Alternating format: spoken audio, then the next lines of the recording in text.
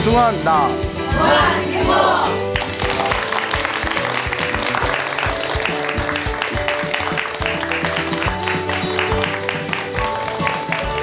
예, 만나서 반갑습니다. 예, 광우 스님이라고 합니다. 예. 제가 이제 소나무 프로그램을 진행하면서 굉장히 자주 했던 이야기인데, 우리 부처님의 말씀을 모아놓은 것을 팔만대장경이라고 하지 않습니까? 네. 이 팔만대장경을 한 글자로 만들면 마음심자가 된다고 했습니다. 다들 기억나시죠? 네. 그래서 저희 불교에서는 불교 수행의 가장 중요한 핵심이 바로 이 마음을 잘 다스리는 거, 이 마음을 잘 지키는 거, 이 마음을 잘 조절하는 것이 불교 수행의 가장 중요한 핵심이다라고 여러 번 말씀을 드렸습니다. 하도 많이 말씀드려서 다 기억나시죠? 네. 예. 그래서 오늘 또 우리가 이 마음의 중요성에 대해서, 불교 수행에서 말하는 이 마음의 깊은 이치에 대해서 또 재미난 이야기를 여러분들에게 말씀드리겠습니다. 부처님 당시에 아누뿌빠라는 젊은이가 살고 있었습니다. 아누뿌빠. 예, 이름 좀 이상하죠? 예, 아누뿌빠라는 젊은이가 있었는데 굉장히 큰 부자였다고 합니다. 아주 큰 부자였대요. 예, 부럽죠? 예, 굉장히 큰 부자였는데, 근데 얘 항상 마음이 허한 거예요. 뭔가 마음이 항상 2% 허한 느낌이 있어서 항상 마음 깊숙이 어떤 그런 괴로움을 느끼고 있었답니다. 그러다가 어느 날 그 집안에 탁발을 오신 스님이 있어서 그 스님께 탁발을 올리고 스님께 이제 법문을 청합니다. 스님, 이 괴로움에서 벗어나려면 어떻게 해야 되겠습니까?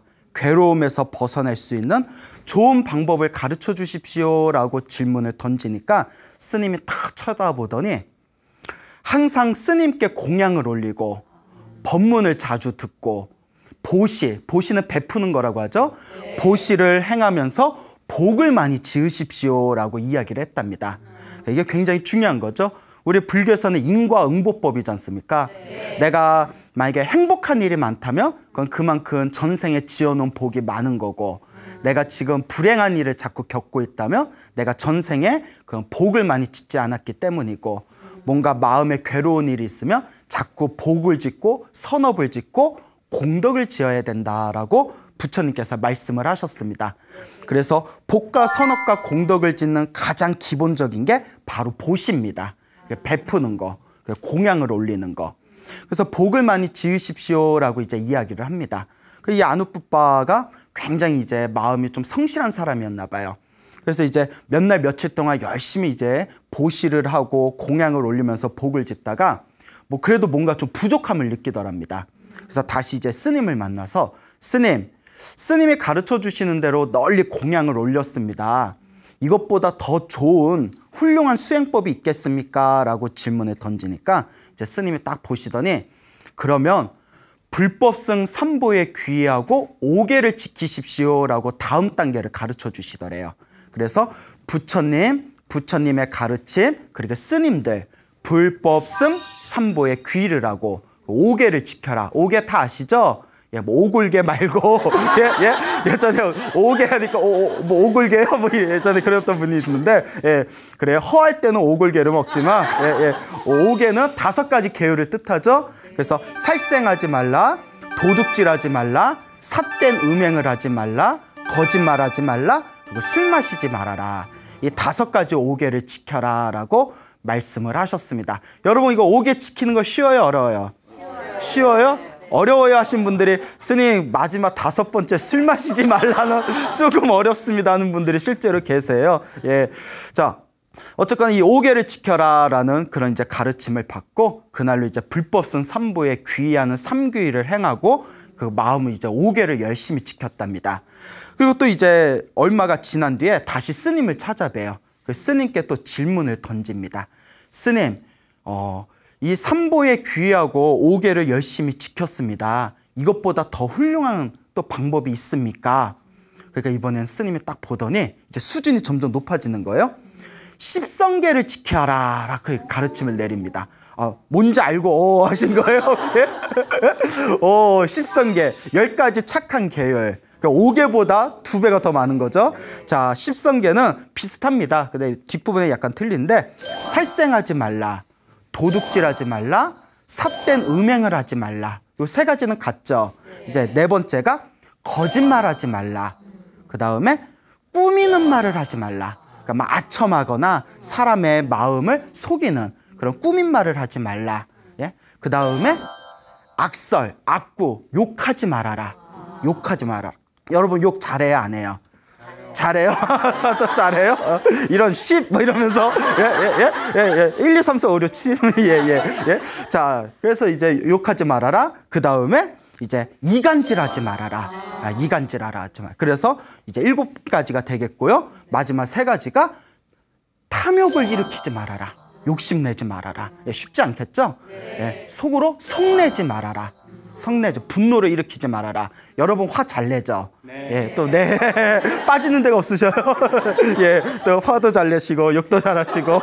예, 그다음에 마지막에 어리석음에 빠지지 말아라. 예, 어리석음에 빠지지 마라. 그래서 이게 10성계입니다.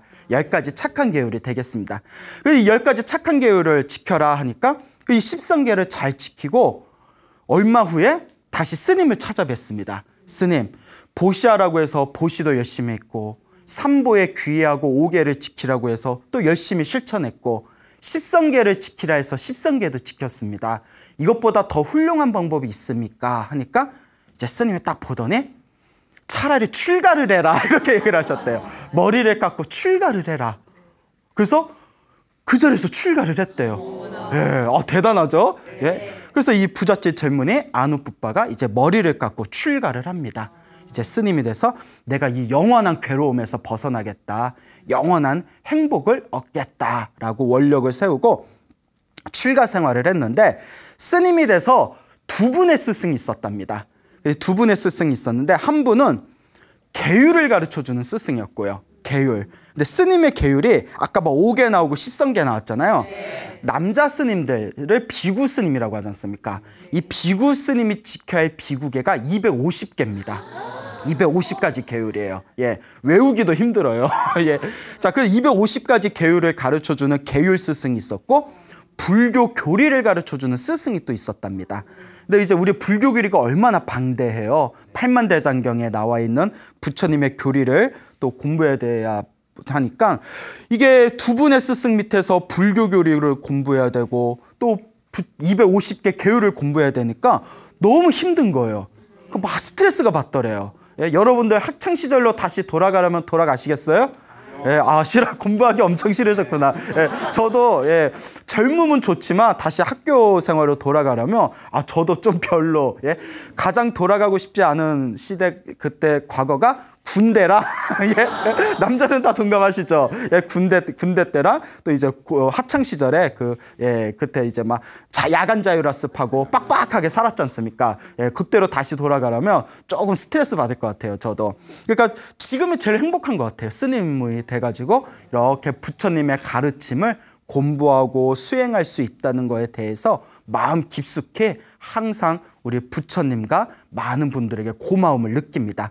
여러분들도 인생이 허하거나 빡빡하거나 진정한 행복을 추구하고 계시다면 단연코 무엇을 하셔라? 출가를 하셔라. 예, 이렇게 특히 젊은 분들 이렇게 출가를 하시면 정말 좋다라는 말씀을 이렇게 좀 드리고 싶습니다. 자, 그러니까 너무 공부에만 매달리니까 너무 스트레스를 받는 거예요. 그러니까 무슨 생각을 하냐면 아이고 내가 괴로움을 끊고 영원한 자유, 행복을 얻기 위해서 출가했는데 지금은 도무지 기지개 켤 시간조차 없구나. 예? 공부를 엄청 시켰나 봐요. 이럴 바에 차라리 머리를 기르고 다시 가정으로 돌아가는 게 낫지 않을까? 차라리 환속을 하는 게 낫겠다. 이런 생각이 들더랍니다. 예? 그러니까 자꾸 스트레스를 받다 보니까 몸이 막 바짝바짝 말라버리는 거예요. 그러니까 얼굴이 막 누렇게 뜨고 몸이 막 말라버리니까 주변에 같이 수행하던 젊은 스님들이 너무 걱정이 되는 거예요. 그래서 이제 아누푸빠 스님을 다 불러서 스님, 무슨 고민이 있습니까? 왜 이렇게 힘들어 보입니까? 왜 이렇게 자꾸 몸이 여유이고 자꾸 이렇게 병색이 완연해지고 있습니까? 무슨 고민이 있습니까? 하고 질문을 던지니까 아누푸빠 스님이 이제 솔직하게 얘기합니다. 내가 스님이 된 게 행복해지려고 스님이 된 건데 괴로움에서 벗어나려고 스님이 됐는데 어째 더 괴롭다. 어? 맨날 불교 교리 배우고 계율 공부하고 도대체 쉴 틈이 없다. 이럴 바에 차라리 나 머리 기르고 환속하련다. 이런 얘기를 하더래요.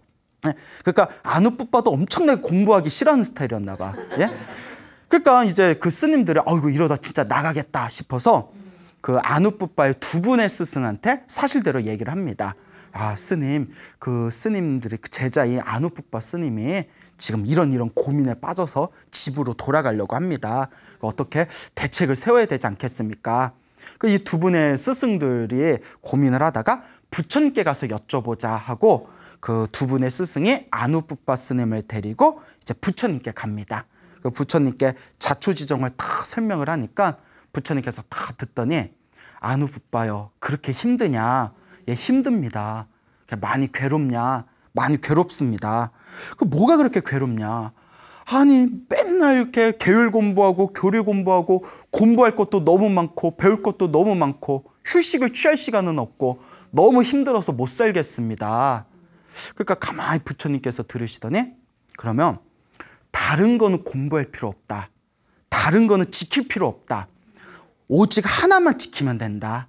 딱 이거 하나만 지켜라. 그럼 되겠냐 이러시는 거예요. 그 아누뿌빠 스님이 뭡니까? 뭐만 지키면 되겠습니까? 오직 너의 마음만 지켜라. 이렇게 얘기하시는 거예요. 오직 너의 마음만 지켜라. 그러니까 마음만 지키면 되겠습니까? 그래, 마음만 지켜라. 마음만 지킨다면 어떻게 계속 수행 생활을 할 수 있겠냐? 아우, 제가 지금 할 게 많아서 힘들었던 건데 마음만 지킨다면 제가 그냥 계속 수행 생활을 하겠습니다. 그래서 부처님께서 아누뿌빠 스님에게 이 마음의 이치에 대해서 깊은 설법을 해주십니다. 끊임없이 흔들리는 이 마음만을 항상 관찰하고 이 마음을 지켜라. 이렇게 부처님의 설법을 듣고 열심히 이 마음 지키는 수행에만 몰두하던 아누뿌빠 스님이 드디어 완전한 깨달음을 얻어서 당신이 그토록 바라던 영원한 행복을 얻게 되었다라는 이야기가 또 부처님의 가르침에 내려오고 있습니다. 이렇게 요 마음이야말로 바로 부처님 가르침의 핵심이 될 것입니다. 또 이와 비슷한 이야기가 또 있습니다. 그 부처님 당시에 어느 그 조그만 시골 마을이 있었어요. 그 시골 마을에 촌장님이 있었는데 그 촌장은 이제 우리 때로만 한 이장님 정도 되겠죠? 예, 그 시골 마을의 촌장의 이름이 마티까라고 불렸습니다. 이름이 마티까예요. 다 이름이 좀 희한하죠? 예, 마티까라는 이름을 가진 이 촌장이 있었는데 마티까 촌장의 어머니가 있었습니다. 이 마티까 촌장의 어머니를 사람들이 마티까 엄마다 해가지고 그쪽 말로 마티까 맞다라고 불렀대요. 맞다. 예, 맞다가 이제 엄마란 뜻인가 봐요. 거기서 예, 맞다, 마티까 맞다, 마티까의 엄마, 마티까의 어머니라는 뜻이랍니다. 하루는 그 시골 마을에 60분의 스님들이 이렇게 찾아오셨답니다. 딱 찾아오니까 마티까 맞다가 그 마티까의 어머니 마티까 맞다가 굉장히 독실한 불자였나 봐요. 아이고, 이 조그만 시골 마을에 저렇게 스님들이 많이 오셨구나. 내 공양을 올려야지 하고 아주 정성껏 그 공양을 준비해가지고 스님께 공양을 다 올렸습니다. 그 스님들이 이제 만나게 드시고 나서 고마움을 표한 뒤에 이제 마을을 떠나려고 합니다. 그러니까 이제 마티까 맞다가 그 스님들께 스님들 어디로 가시려고 그러십니까? 어디 가실 데가 있으십니까? 라고 질문을 던지니까 스님께서 이렇게 답변을 합니다. 우리가 3개월 안거 동안 우리 스님들이 3개월씩 이제 그 한 곳에 모여서 수행 생활을 하는 것을 안거라고 하지 않습니까? 3개월 안거 동안 수행에만 몰두할 수 있는 그런 곳을 찾고 있습니다. 라고 대답을 하니까 마티까 맞다가 그러면 제가 여기서 잘 모실 테니까 다른 데 가지 마시고 여기서 3개월 동안 저와 함께 머무르시죠. 스님들 3개월 동안 제가 잘 모시겠습니다. 그 스님들이 이렇게 보니까 굉장히 신심이 깊어 보이고 또 수행하기에 굉장히 여건이 좋아 보이는 거예요. 그래서 스님들끼리 회의를 한 뒤에 그럼 여기서 머물겠습니다 하고 이제 허락을 합니다. 그래서 마티카 마따가 사람들을 불러 모아서 그 시골에 그 마을의 원료에 있던 사원을 깨끗하게 청소를 하고 스님들이 이제 그곳에서 머무를 수 있도록 수리를 다 해드립니다. 이제 매일매일 마티카 마따가 60분의 스님들을 위해서 매일매일 이제 공양을 만드셨어요. 근데 이제 그 당시에는 스님들이 하루에 한 끼만 드셨기 때문에 뭐 하루에 한 끼, 그러니까 아침에 점심에 드실 음식을 아침에 이렇게 항상 준비를 했다고 합니다. 그래서 이제 공양을 이렇게 갖다 드리고 스님들이 이렇게 공양을 다 드시고 나면 또 이렇게 인사를 드리고 이렇게 집으로 돌아오고 이렇게 며칠이 지났는데 이렇게 공양을 드리려고 이제 점심시간 때 다 가보면 스님들이 다들 방 안에 쥐죽은 듯이 가만히 계시는 거예요. 그리고 스님들 공양 드십시오 하고 이렇게 종을 땡땡 치면 그때 스님들이 다들 방에서 나오시는 거예요. 그래서 스님들은 방에서 뭘 하나? 좀 맨날 심심하게 저 방에서 뭐 하나 싶은 거예요. 그래서 스님들 공양을 다 드시고 나서 스님들은 방 안에서 대체 무엇을 하십니까? 라고 질문을 던졌대요. 그러니까 거기서 스님이 우리는 마음을 알아차리는 수행을 하고 있습니다. 라고 답변을 합니다. 마음을 알아차리는 수행을 하고 있습니다. 스님, 마음을 알아차리는 수행이 무엇입니까? 그걸 왜 하는 겁니까? 라고 질문을 던지니까 우리 마음은 항상 일어났다 사라졌다, 일어났다 사라졌다를 반복하고 있습니다. 이 일어나고 사라지는 마음을 있는 그대로 바라보고 모든 것을 있는 그대로 꿰뚫어 볼 수 있으면 모든 것에서 자유로운, 모든 괴로움에서 벗어나서 영원한 행복을 얻는 대자유인이 됩니다. 그래서 우리는 마음을 알아차리는 수행을 하고 있습니다. 그 마티카 마따가 살면서 그런 얘기 처음 들었거든요. 아, 마음을 알아차리고 그 괴로움에서 벗어나서 영원한 행복을 얻을 수 있다니 그 너무 좋은 거예요. 그래서 마티카 마따가 스님에게 질문을 던집니다. 스님, 그거는 스님들만 하시는 겁니까? 아니면 저희들도 할 수 있는 겁니까? 그 스님이 예, 누구나 할 수 있습니다. 그러면 스님 그거 저도 좀 가르쳐 주십시오. 저도 좀 가르쳐 주세요. 그래서 스님이 뭐라고 하셨겠어요? 뭐 공짜로는 안 돼? 기브 앤 테이크? 이제 스님께서 예, 제가 가르쳐 드리겠습니다. 잘 배워 두십시오. 이제 마음을 알아차리는 방법을 가르쳐 주셨어요. 숨을 들이쉬고 내쉬고 그 몸에 있는 32가지의 몸의 부분을 하나하나 바라보고 관찰하고 일어났다 사라지는 그 마음자리를 바라보는 그 마음 알아차리는 수행법을 가르쳐 줍니다. 그 딱 배운 뒤에 이 마티카 마따가 너무 이제 순수한 분이었어요. 집에 와서 하루 종일 그 잠자는 시간이랑 잠깐 쉬는 시간이랑 스님들께 공양 올리는 시간 빼고는 오로지 명상만 했대요. 마음을 알아차리는 이 마음 수행만 하다가 짧은 시간 안에 깨달음을 얻습니다. 깨달음을 얻고 깨달음을 얻으면서 저절로 신통력이 생겼대요. 예? 그러니까 스님들보다 먼저 깨달았어. 예? 그거 대단한 거죠. 스님들보다 먼저 깨닫게 됩니다. 그래서 자기가 깨달음을 얻은 뒤에 너무나 그 깨달음의 기쁨에 빠져서 그 깨달음의 경지를 이렇게 회상을 합니다.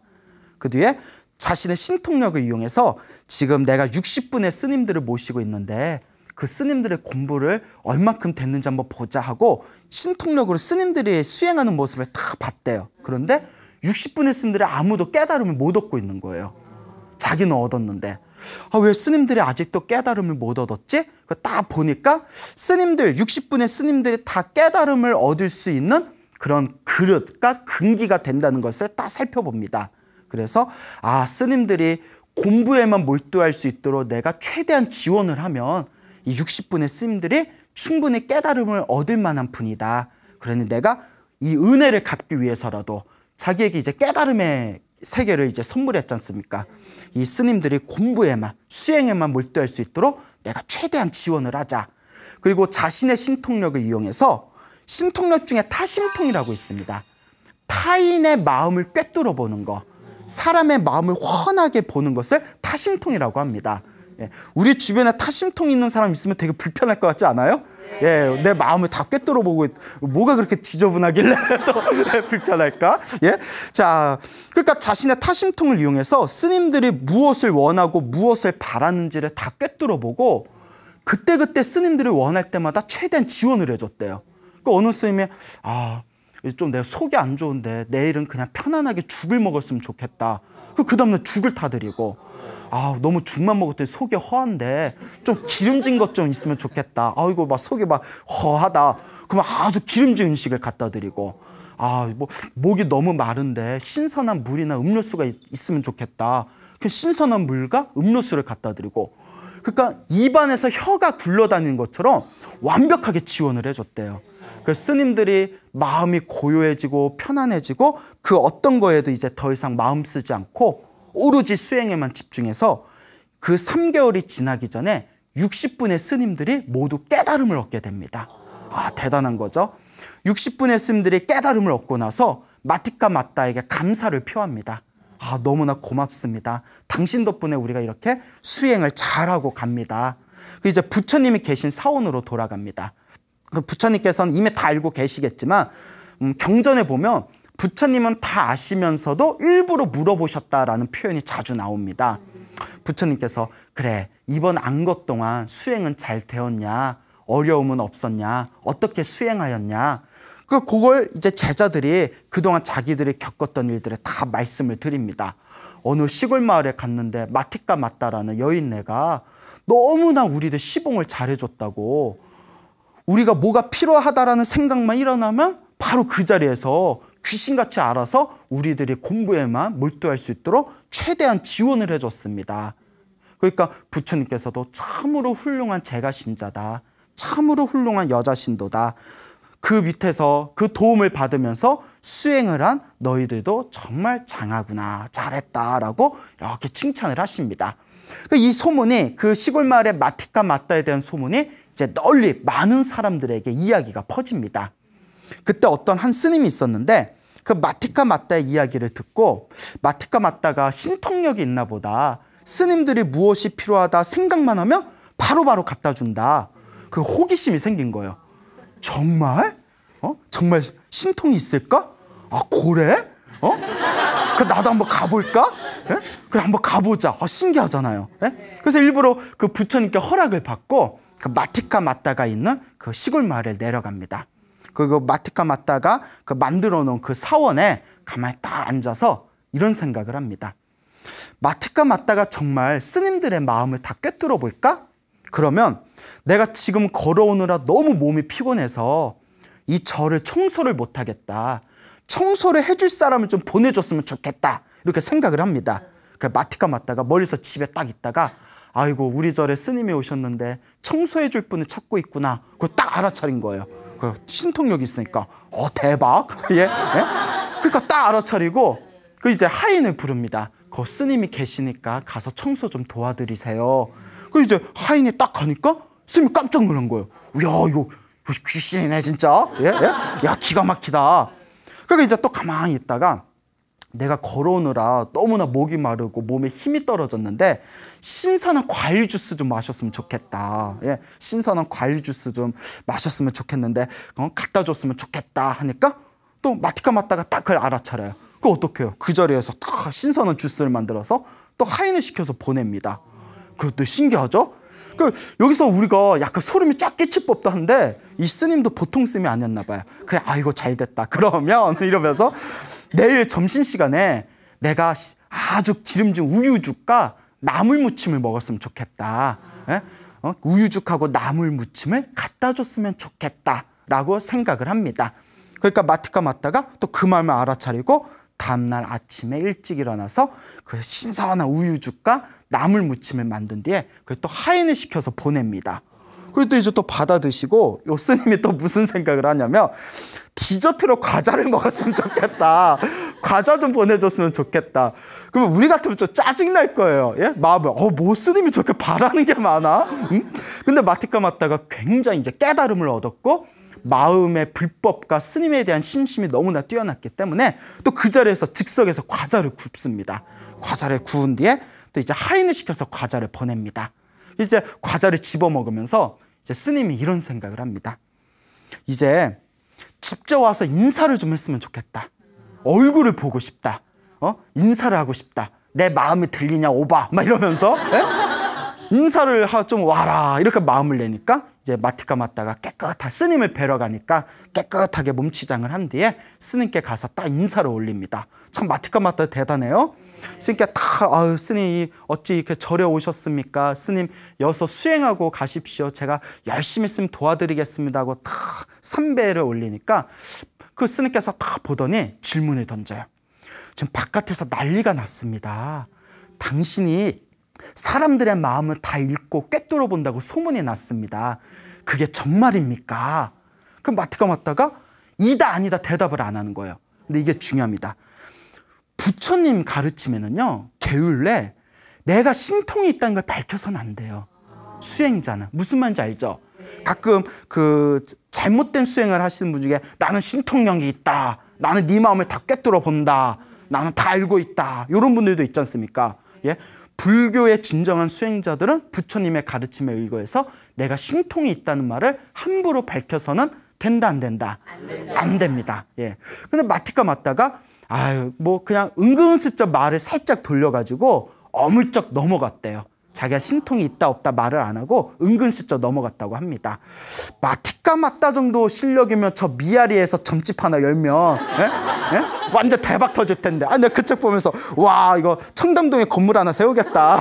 예? 이 정도 신통이면. 예? 근데 이제 깨달음을 얻은 그런 이제 성자의 수준에 갔기 때문에 그런 욕심을 안 일으키겠죠. 그 스님이 확신이 생긴 거예요. 이거 진짜다. 야, 이거 진짜 마음을 읽는구나. 그런데 순간 그때서야 상황을 판단하고 온몸에서 소름이 쫙 끼쳤대요. 아이고 큰일 났다. 이 마음이란 건 너무나 미묘해서 좋은 생각할 때도 있지만 나쁜 생각을 할 때도 있다. 지금에 내가 좋은 생각을 했으니까 다 받아줬지만 혹시라도 내가 마음으로 나쁜 생각을 일으키면 내 멱살을 잡고 나를 내동댕이 치면 난 어떡한단 말인가. 큰일 났다. 여기 빨리 떠나야겠다. 이런 생각이 든 거예요. 그 두려움이 생긴 거죠. 여러분 생각해 보세요. 여러분 같이 사는 사람이 여러분 마음을 다 거울처럼 꿰뚫어 본다고 생각해 보세요. 짜증나죠? 예, 왕 짜증나잖아요. 그거 어떻게 살 거예요? 그러니까 소름이 쫙 끼쳐서 이제 그냥 가려고 그럽니다. 그러니까 마티카 마따가 그 마음을 다 알죠. 예? 가지 마십시오. 여기서 수행하십시오. 제가 잘 모시겠습니다. 아니라고, 나 바쁜 일 있어서 가야 된다고. 아이고 오늘 하룻밤 신세 잘 졌다고.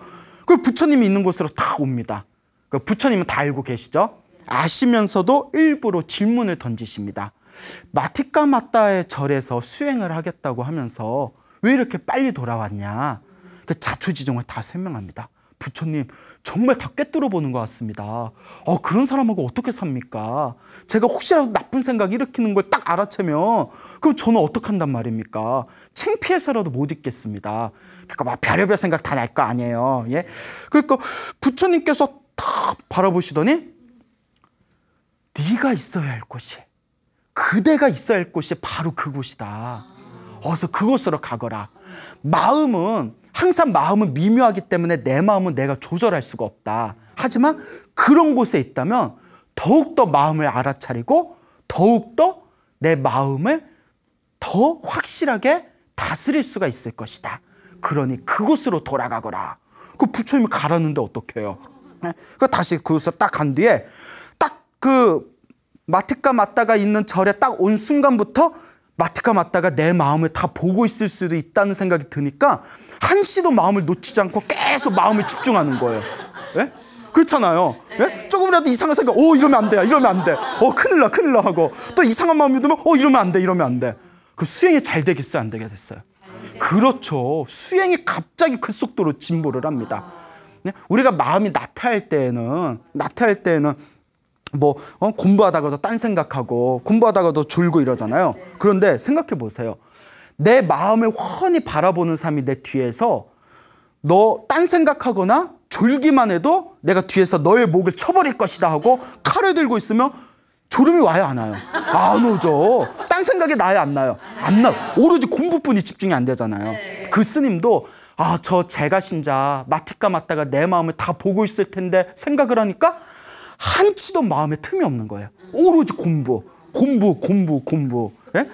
그러니까 계속 이제 공부만 하다 보니까 이제 마티카 마따가 그걸 다 알고 있습니다. 부처님께 훈계를 받고 이곳으로 다시 오셨구나. 와, 지금 엄청나게 공부에 집중하고 계시는구나. 내가 열심히 공부에만 몰두할 수 있도록 지원해 드려야 되겠다. 아, 참 훌륭한 신도예요. 그러니까 이 마티카 마타의 확실한 지원 아래에서 그 아주 치밀하고 놀라운 집중력으로 그 스님이 짧은 시간 만에 드디어 아라한이 됩니다. 여기서 말하는 아라한은 여러분 불교 나한전이라고 있지 않습니까? 예, 그 아라한, 부처님 제자로서 모든 번뇌와 욕망이 사라진 최고의 성자를 아라한이라고 합니다. 그 위대한 성자, 깨달음을 얻은 성자의 경지에 이른 겁니다. 이 스님이. 그러니까 다 아라한이 됐어요. 드디어 깨달음을 얻었어요. 아, 내가 이렇게 게으렀던 내가 이렇게 짧은 시간 안에 깨달음을 얻을 수 있었던 것은 저 마티카 마타 때문이다. 그래, 맞다. 그래서 나온 거예요. 그러니까 정말 마티카 마타에게 내가 고마운 마음이 가득하다. 그러면서 문득 이런 생각이 듭니다. 근데 내가 머나먼 과거 전생에도 마티카 마타에게 내가 혹시 도움을 받은 적이 있었을까? 도대체 전생에 어떤 인연이 있었기 때문에 마티카 마타가 나에게 이와 같이 도움을 준 것일까라는 생각이 일어나게 됩니다. 그래서 자기의 전생을 이렇게 뚫어봐요.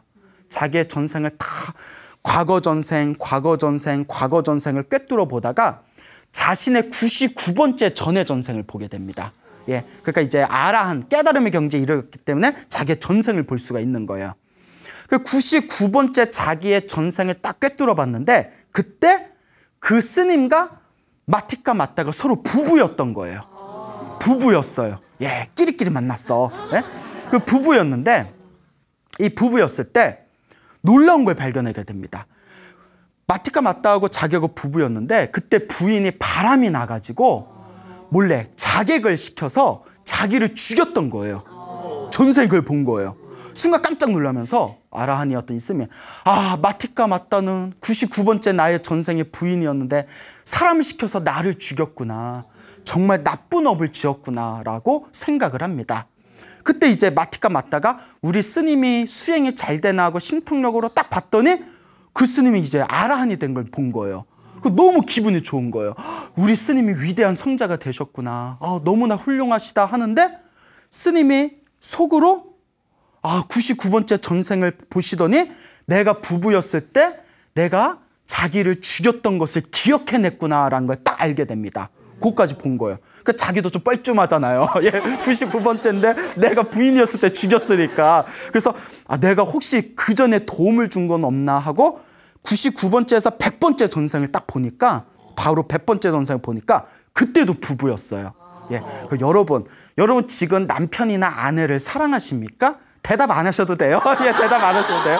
근데 중요한 게 뭐냐면 왜냐하면 뭐 험한 얘기 나올 수도 있으니까. 근데 이게 있답니다. 부부였던 인연이 다음 세 또 부부 될 확률이 크답니다. 부부가 아니더라도 가족이 될 확률이 크대요. 표정이 애매합니다. 예. 그러니까 그 부부의 인연이 깊다는 거예요. 예. 그래서 다음 생에는 더 좋은 남편, 더 좋은 부인 만나고 싶겠지만 그게 이제 부부의 끈이 굉장히 깊다. 예. 그러니까 그 100번째 전생에도 서로 부부였는데 그때는 남편이 죽으려고 할 때 자기가 구해준 경험이 있어요. 살려줬던 경험이 있어요. 그때 마티카 마타가 신통력으로 그 스님에게 텔레파시를 보냅니다. 스님, 99번째에서 다시 뒤로 한 번만 더 뒤로 돌아가십시오. 100번째 전생에도 부부였는데 그때는 남편이 죽으려고 할 때 제가 구해줬던 그런 공덕이 있습니다. 다시 한번 잘 살펴보십시오 하니까 그 스님이 다시 뒤로 한 칸 넘어가서 100번째 전생을 보니까 자기를 구해줬던 또 그런 인연이 있었던 거예요. 그러니까 이번 생에는 살리고 다음 생에는 죽이고 그러다 100번째가 흐른 뒤에는 서로 깨달음을 주고받는 사이에까지 서로가 만나게 된 겁니다. 그때 스님께서 그렇구나. 이 마티카 마타는 머나먼 과거 전생에 나를 죽인 적도 있었지만 나를 살린 적도 있었구나. 그리고 수많은 업의 윤회가 흐르고 흘러서 이번 생에 만나서는 서로가 서로에게 깨달음을 주고받은 사이가 되었구나. 참으로 이 업의 인연이 이와 같이 심오하구나 라는 것을 꿰뚫어 보시고는 자신의 깨달음의 경지를 이렇게 전달한 뒤에 그 깨달음의 기쁨을 안고 그 앉은 자리에서 그대로 눈을 감고 세상을 떠나서 진리의 세계로 돌아가셨다고 합니다. 이걸 불교 용어로 열반에 드셨다라고 표현을 하고 있습니다. 정말 놀랍지 않습니까? 이렇게 이 마음이라는 게 중요한 것입니다. 이 마음, 자신의 마음을 지키고 자신의 마음을 알아차리는 것, 이것이 바로 불교 수행의 가장 중요한 핵심이다라는 것을 기억하시기 바랍니다. 또 비슷한 이야기를 하나 더 해드리겠습니다. 부처님 당시에 쌍가라키따라는 스님이 계셨습니다. 쌍가라키따, 쌍카라키따라는 스님이 계셨는데, 이 쌍카라키따가 부처님의 제자로 출가를 해서 열심히 수행을 해가지고 아까 말한 아라한이 되십니다. 모든 번뇌가 사라진 위대한 성자가 되셨는데, 쌍카라키따 스님에게 여동생이 있었다고 합니다. 그 여동생이 아들을 낳아요. 결혼을 해서 아들을 낳고 이름을 자기의 오빠이자 자기가 가장 존경하는 스승인 자기 오빠의 이름을 따서 자신의 아들의 이름도 쌍가라키따라고 이름을 짓습니다. 쌍가라키따. 근데 이 아들 쌍가라키따도 나이 20살이 되고 난 뒤에 자신의 삼촌이신 쌍카라키따 스님 밑에 출가를 하게 됩니다. 그러니까 삼촌이자 스승의 이름도 쌍카라키따, 조카이자 제자의 이름도 쌍가라키따가 됩니다. 그래서 사람들이 헷갈리니까 삼촌 스님은 쌍카라키따 장로라고 불렀고 큰 스님이다라는 뜻이에요. 그 제자인 쌍카라키따는 그냥 조카 쌍카라키따라고 불렀다고 합니다. 헷갈리니까. 이 조카 쌍카라키따가 이제 다 출가를 하고 수행 생활을 하다가 이렇게 유행을 떠납니다. 만행을 떠나요. 그래서 이렇게 만행을 떠난 뒤에 어느 신도에게 승복을 지으라고 옷감 2벌을 이제 보시를 받습니다. 옷감 2벌에 딱 보시를 받아서 이 쌍카라키따가 한 벌은 내가 옷을 하고 한 벌은 나의 삼촌이자 스승님에게 이 옷감을 바쳐야겠다라고 생각을 합니다. 그래서 이제 옷감 2개를 가지고 다시 절로 돌아온 뒤에 자기의 스승의 삼촌 쌍카라키따에게 이렇게 3배의 예를 올립니다. 그리고 스승에게 옷감을 드리면서 스님, 제가 이 선물을 받았는데 스님에게 이 선물을 올리겠습니다. 이걸 받아주십시오 하고 스님께 옷감을 올린 뒤에 옆에서 이제 부채, 야자입으로 만든 부채로 이렇게 부채질을 해드렸답니다.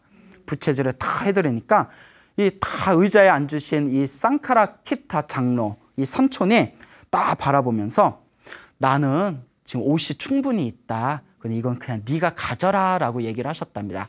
거절을 하셨대요. 그러니까 이 조카 쌍카라키따가 스승님, 일부러 스승님 생각해서 제가 챙겨왔는데 저를 봐서라도 받아주십시오 하니까 이 쌍카라키따 이 장로 이분도 그냥 그 정도 되면 받으면 되는데 워낙 무소유를 실천하는 분이라 아니다, 나는 옷이 충분히 있으니까 네가 가져라, 네가 옷을 다 해봐라 하고 끝까지 거절하셨대요. 둘 다 고집이 세. 그 쌍카라키따가 그 유전자가 비슷하겠죠. 부채질하다가 순간 욱한 거예요. 아직 깨달음이 아직 수준이 낮으니까 마음이 순간 욱해가지고 아니 내가 이렇게 정성스럽게 옷감을 가져왔는데 받아주실 법도 하지 이것도 안 받아주신단 말인가. 세속으로 치면 족하고 절집으로 치면 스승과 제자 사이인데 이 옷도 안 받아주시다니 너무하구나. 이럴 바에야 내가 그냥 집으로 돌아가는 게 낫겠다 이런 생각을 하더래요. 쪼잔해 그거 안 받아줬다고. 그러니까 너무나 이제 서운하니까 내가 그냥 집으로 돌아가자. 근데 집에 돌아가면 뭐 해 먹고 살아야 되나? 집에 가면 이제 돈이 필요할 텐데 뭘 할까? 이러면서 이제 망상이 생기는 거예요. 여러분 그 생각이 꼬리에 꼬리를 물어서 여러분 망상으로 막 스스로 영화도 찍어보고 해본 적 있죠? 예? 다들 시나리오 작가가 돼서 내가 건물을 지어서 뭘 어떻게 하고 뭐 이런 거 다 상상해 본 적 있지 않습니까? 그 쌍카라키따 스님이 부채질을 하다가 망상에 빠져버립니다. 망상에 몰입을 해요. 집에 가면 뭐 하지? 뭐 먹고 살지? 그래, 내가 받은 옷감을 팔면 돈이 얼마 나올 거다. 그걸로 염소를 사자. 그 염소를 산 뒤에는 새끼를 치자. 새끼가 무럭무럭 나오면 요 새끼들을 팔아가지고 충분히 돈이 쌓이면 결혼부터 하자. 그렇게 나와요 책에. 그러면 아내를 얻으면 빨리 애를 낳자. 아, 애를 낳으면 나를 닮았을까, 아내를 닮았을까. 애를 낳으면 애와 부인을 데리고 수레를 타고 삼촌인 상카라키타 스님을 인사드리러 가자. 뭐 이런 생각을 하는 거예요. 근데 인사드리러 갔는데 그 부인이 애를 안고 있는데 팔이 너무 아파 보일 것 같다. 그러니까 내가 애를 나한테 달라고 하자. 여보, 애를 나한테 주시고 당신은 좀 쉬시오. 그러면 부인이 당신은 수레에만 집중하시고 애는 나한테 맡기세요. 아마 이렇게 얘기하겠지? 지금 혼자 얘기하고 있는 거예요. 예? 혼자 말하고 있는 거예요. 그리고 나한테 애를 안 주고 혼자서 애를 안고 있겠지? 그러다가 팔이 아파가지고 애를 수레 밑으로 뚝 떨어뜨릴 거야. 그러면 나는 애를 수레로 확 그 바퀴로 밀어버리겠지? 애가 죽었을까 살았을까? 이게 점점 망상이 병이 되는 거예요. 예? 그러면 나는 화가 내서 내 부인을 때리면서 이 멍청한 여자야, 애를 나한테 맡겼으면 이런 일이 없었을 거 아니야 하면서 내가 내 부인을 막 후들겨 패겠지? 이렇게 망상에 빠지다가 너무나 그 상상이 격화돼가지고 부채질을 하다가 부채로 스승님의 머리를 때려버립니다. 머리를 퍽 때려요. 너무 망상을 부려서. 예? 그러니까 이게 누워서 이불 킥이라고. 예? 아시죠? 무슨 말인지. 자기도 너무 놀라고 스승도 너무 놀란 거예요. 아, 얘가 옷감 안 받는다고 날 치나? 근데 이제 이 스승께서 무슨 생각을 했길래 내 머리를 쳤을까 하고 탁 꿰뚫어 보니까 그 생각한 걸 다 꿰뚫어 보신 거예요. 알아 아니시니까. 그러니까 깨달은 분이 옆에서는 좀 피곤할 것 같아. 그러니까 이제 딱 보더니 때리려면 네 아내나 때리지 내 머리는 왜 때리냐 이렇게 얘기를 하셨답니다. 순간 조카가 얼굴이 빨개지면서 그 부끄러움 때문에 내 요 마음을 다 꿰뚫어 봤으니 내가 어떻게 스승의 얼굴을 본단 말인가 하면서 그 자리에서 부채를 던지고 도망갔대요. 너무 창피해가지고 자기 마음을 들킨 게 창피할 것 같아. 예? 그 막 도망가니까 다른 젊은 스님들이 저 스님 왜 도망가고 가서 붙들었답니다. 붙들고 부처님께 데려갔대요. 부처님이 그래 왜 데려왔냐? 아니 갑자기 미친 듯이 도망가길래 무슨 일이 있나 싶어서 붙잡아 왔습니다. 그 부처님께서 그 말이 사실이냐? 그러면서 부처님께서 알면서 일부러 물어보셨다. 그러니까 이제 자초지종을 다시 설명합니다. 제가 옷감 때문에 이런 상상을 하다가 실수로 스승님 머리를 때렸는데 스승님이 제 마음을 다 꿰뚫어 보신 걸 알고는 너무 창피해서 도망갔습니다. 그때 부처님께서 다음과 같이 얘기하십니다. 이 사람의 마음은, 중생의 마음은 끊임없이 자기가 좋아하는 쪽으로 치달린다. 한시도 가만히 있지 않고 끊임없이 흔들리고 있다. 그렇기 때문에 이 마음이 흔들린 건 당연하다. 그래서 흔들리니까 마음이다. 그렇기 때문에 탐욕과 성냄과 어리석음에 빠지지 말고 더욱더 노력하고 수행해야 된다라고 이제 설법을 하십니다. 이와 같은 설법을 듣고 마음이 고요하고 평온해진 상카라키타 스님은 그 뒤에 열심히 수행을 해서 삼촌과 같이 위대한 아라한이 되었다라는 이야기가 전해지고 있습니다. 여러분, 불교 수행의 가장 중요한 핵심이 무엇이라고 했습니까?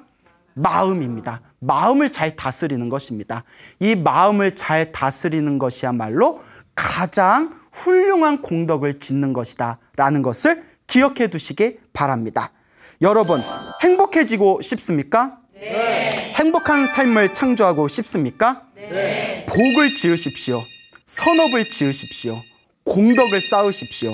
복과 선업과 공덕의 힘이 여러분들을 진정한 행복의 길로 이끌어 줄 것입니다. 여기서 마치겠습니다. 소중한 나 무한 행복.